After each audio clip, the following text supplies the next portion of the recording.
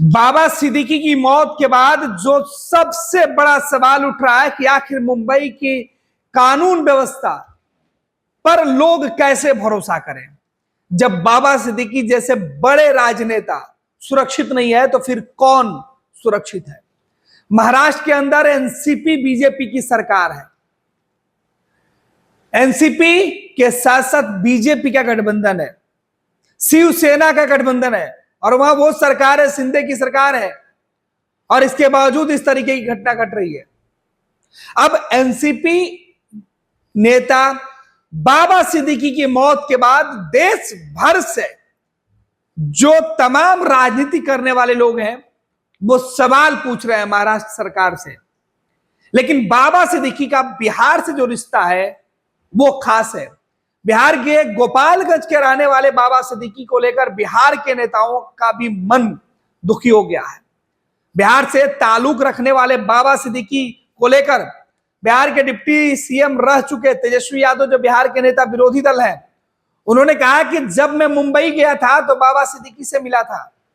वो हमारे जिला के रहने वाले गोपालगंज के हैं, उनके बेटे से मिला।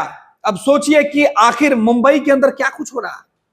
पूरे महाराष्ट्र के अंदर बाबा सिद्दीकी की मौत के बाद हर जगह सवाल उठ रहा है। बीजेपी नेता शहनवाज हुसैन ने भी उनके इस मौत पर दुख प्रकट किया है।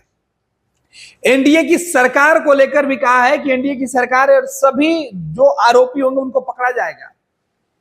लेकिन सवाल यह है कि आखिर बाबा सिद्दीकी की दुश्मनी किससे थी, उनकी हत्या के पीछे का कारण क्या है।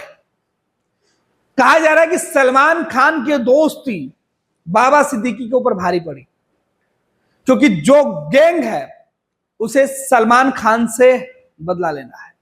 कई तरीके की बातें मुंबई के अंदर चल रही है।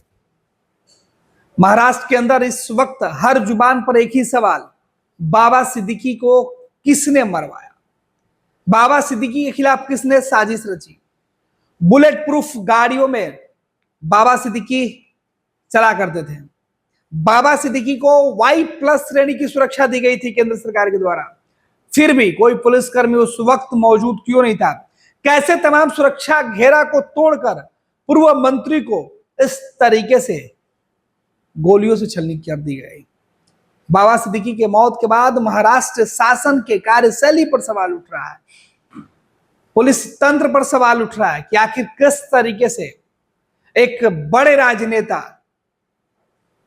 3 दफे के विधायक, महाराष्ट्र का चर्चित राजनेता, सत्तारूढ़ दल से संपर्क रखने वाला, आखिर उनकी हत्या कोई कैसे इतनी आसानी से कर सकता है।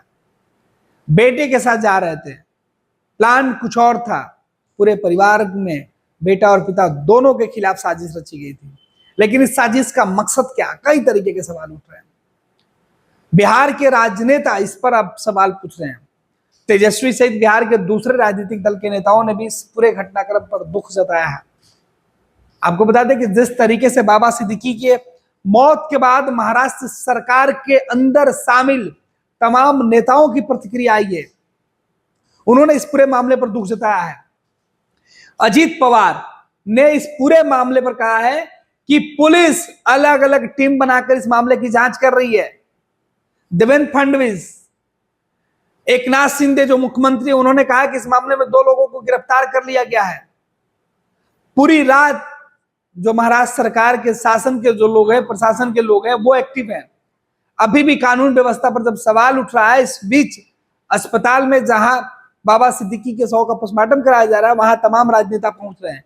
आधी रात से ही वीआईपी लोगों को महाराष्ट्र के लीलावती अस्पताल जाने का सिलसिला जारी हो गया था, जहां बाबा सिद्दीकी को पहले इलाज के लिए ले जाया गया। लेकिन सवाल यही है कि आखिर बाबा सिद्दीकी के मौत के गुनहगारों को कब पकड़ा जाएगा, पूरी गुत्थी कब सुलझेगी।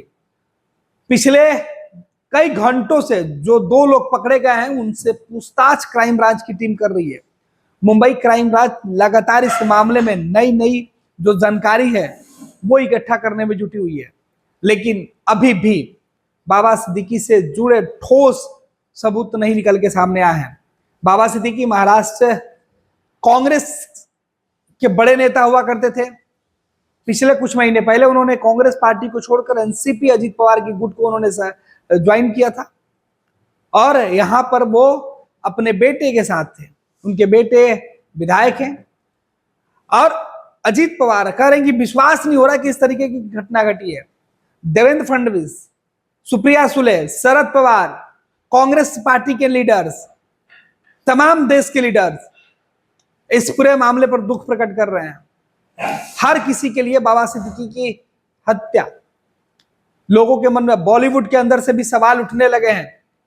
कई फिल्म जगत से जुड़े हुए लोगों ने कहा है कि बाबा सिद्दीकी जैसे नेकदिल इंसान के ऊपर इस तरीके के हमले, इस तरीके से साजिश रचकर उनकी हत्या जो है वो लोगों के मन में भय पैदा कर रहा है। मुंबई के अंदर इस हाई प्रोफाइल मर्डर से लोगों के मन में जो पुलिस का जो भरोसा था वो कम हो रहा है। अपराधियों का खौफ भारी पड़ते हुए दिखाई पड़ रहा है। बाबा सिद्दीकी के बारे में आपको बता दें कि बाबा सिद्दीकी बिहार के गोपालगंज जिले के रहने वाले थे। मुंबई में बड़े कारोबारी के साथ साथ वो मुंबई की सियासत है, महाराष्ट्र की सियासत है, उसमें लंबे समय से एक्टिव रहे, बड़े कारोबारी भी रहे। उनके ताल्लुकात देश भर के बड़े बड़े लोगों के साथ रहा, तमाम बड़े राजनीतिक दल के नेताओं के साथ उनके संबंध रहे।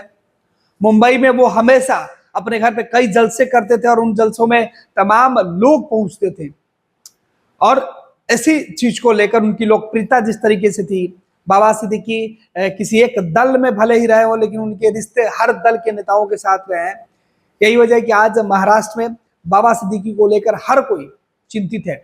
बाबा सिद्दीकी को लेकर ये चर्चा इसलिए भी आम हो गई है क्योंकि महाराष्ट्र में कुछ ही दिनों में चुनाव होने वाले हैं, कुछ ही महीनों में चुनाव की घोषणा होनी है, और महाराष्ट्र में विधानसभा चुनाव में बाबा सिद्दीकी अल्पसंख्यक चेहरे के तौर पर काफी ज्यादा लोकप्रिय थे, और फिलहाल वो बीजेपी के साथ वाली गठबंधन के साथ थे, एनसीपी अजीत पवार के पार्टी में थे, और उस वक्त उनके ऊपर हमले हुए जब इस गठबंधन की सरकार है महाराष्ट्र के अंदर।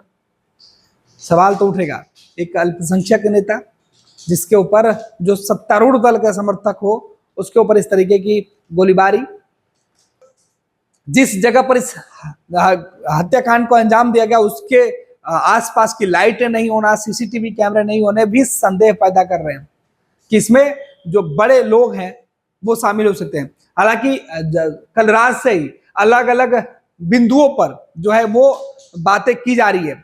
कहा जा रहा है कि कई जो कारोबार से जुड़े हुए मतभेद हो सकते हैं, कई लोगों के साथ नजदीकियां उनके लिए मुसीबत हो सकती है। ये कई तरह की गुत्थी है जिस पर चर्चा की जा रही है। बाबा सिद्दीकी की मौत के बाद सियासत तेज हो गई है, लेकिन अब महाराष्ट्र सरकार इस पूरे मामले में जो है वो कानूनी कार्रवाई के साथ साथ पुलिसिया एक्शन की बात कर रही है। अब देखना है कि बाबा सिद्दीकी को लेकर क्या कुछ हो रहा है, आगे किस तरीके से बाबा सिद्दीकी के जो गुनहगार हैं वो पकड़े जाते हैं। फिलहाल मुंबई क्राइम ब्रांच की जो टीम है वो लगातार इस पूरे मामले में अपनी जांच को तेज करके आगे बढ़ रही है। कानून व्यवस्था पर सवाल उठ रहा है, और विरोधी जो है, जो एनडीए सरकार के विरोधी हैं, वो कह रहे हैं कि अगर महाराष्ट्र के अंदर इस तरीके की घटना घटी है तो क्या उसकी तुलना जंगल राज से नहीं की जा सकती है।